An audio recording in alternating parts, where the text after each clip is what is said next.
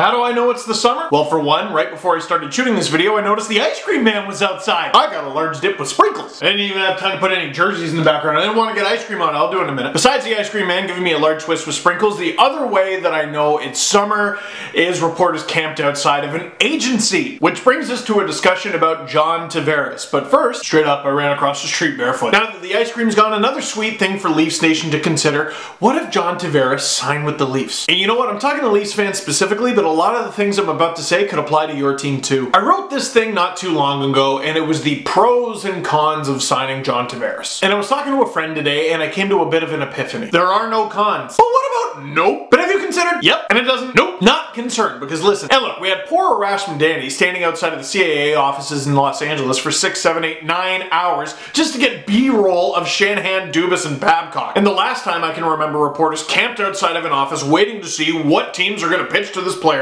was Brad Richards. Brad Richards was the belle of the ball, the biggest center available, and in July 2011 he signed a $60 million deal with the Rangers. Cap hit of 6666666. We should have known it was doomed from the start. And sure enough, it didn't take long for it to all go to hell. He was bought out by the Rangers in June 2014. And they're not going to stop paying him until 2026. And that's just the guy the Leafs missed out on. Remember David Clarkson? Oh yeah, a little bit gun shy, huh? So what if it doesn't work out? What if John Tavares isn't worth it? What if he's worth it today, but not tomorrow? Or in 2 years, or 3? What if he's worth it the whole time, but the Leafs have to get rid of somebody? How are they going to fit under the cap? What if they lose Kapanen? What if they lose Nylander? What if they lose Auston? I'm not usually the one to say this, but calm down. As a Leafs fan, it is natural to think of every single doomsday scenario. This is not that doomsday scenario. I'll just be straight up. John Tavares is better than Brad Richards. Brad Richards was 31 when he signed that disaster contract with the Rangers. Tavares is currently 27. Okay, when the season begins, he'll be 28. But this is a can't-miss player. Just like Steven Stamkos was a couple years ago. Everyone was jacked up for that. What happened? I'll tell you what happened. During the Stamkos sweepstakes, we didn't know what a good Leafs team looked like. The Leafs had just drafted Auston Matthews, but we didn't even know how good he was. Heck, I even remember being like, yeah, I think Matthews will be a low-scoring defensive center. No. When Steven Stamkos was a free agent, the Leafs sucked. How do we fit him under the cap? Who cares? We suck. Now a couple years pass, the Leafs make the playoffs a couple years in a row. You got this nice young team that you've grown attached to, and you don't want to lose anybody. But this isn't a David Clarkson. This isn't even a Milan Lucic. John Tavares is not a flash in the pan. John Tavares is not on the tail end of his career. He is right on the sweet spot. Pretty much money in the bank for 30 or more goals, and coming off an 84-point season, over a point per game. Yeah, but you gotta be worried about injuries. You got that injury in Sochi, remember. Hey, you know, fair concern, but you know what? That was 4 seasons ago. In the 4 seasons that have passed, anyone want to tell me how many games John Tavares has missed? I'll give you a minute, place bets now. 9. His past 4 seasons, 82 games, 78 games, 77 games, 82 games. That was last season. He's played in all 82 NHL games 4 times in his career and played in all 48 in the lockout-shortened season. He's durable. He scores. He gets assists. He's a leader. 24 playoff games, 22 points. 669 NHL games, 621 points. By all accounts, he's good defensively. Yeah, you don't want to throw money at every single free agent. Not every guy is the guy. Heck, a lot of summers, the best guy available isn't even the guy. This guy, though, this guy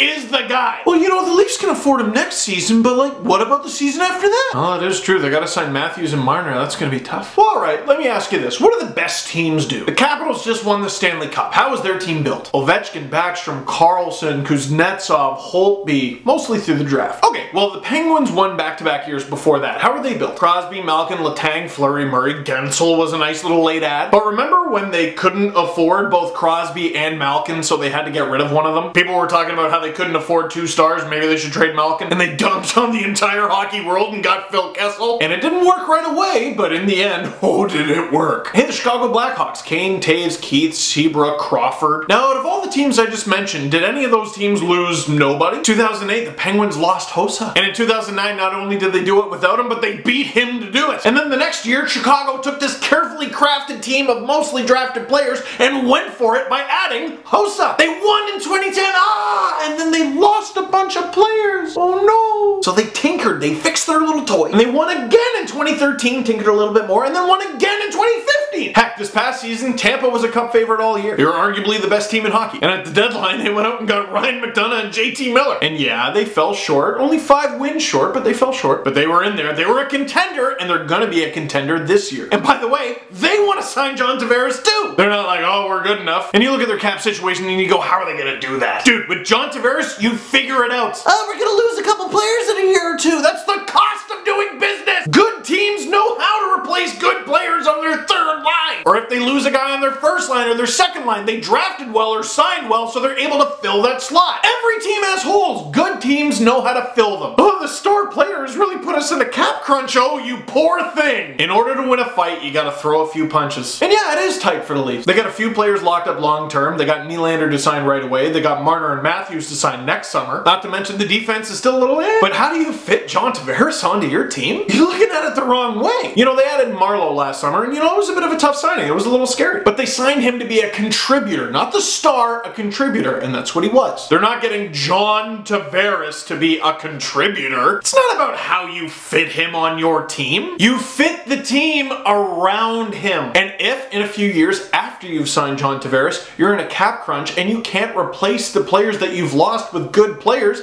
that's your fault. Oh, the John Tavares contract is so dumb. No, you're dumb because you couldn't draft replacement level wingers. I guess the point I'm trying to get across is having a player as good as John Tavares isn't a problem. And when you sign any player to a contract, it's a bit of a risk, but a player this good is a risk worth taking. I used to be on the fence about it. No, I want the Leafs to sign this guy. You want the Leafs to sign this guy. Maybe not right away, take some time to think about it. Hey, maybe watch this video again, but you want the Leafs to sign John Tavares. Because if he signs with Boston or Tampa, you're gonna want some ice cream. There should be no debate, Leafs Nation. You should all be on board for Johnny T. Johnny Toronto! The real risk here is doing nothing. So what do you think? Leave a comment down below. Do you agree with me? Are you all on board? Or am I wrong? I tell you what, you better be able to give a compelling argument for why. Or third option, you can just put Leafs next. I hate Steve Dangle. Get him off this channel. Hey, if the Leafs get John Tavares, you can call me whatever you want.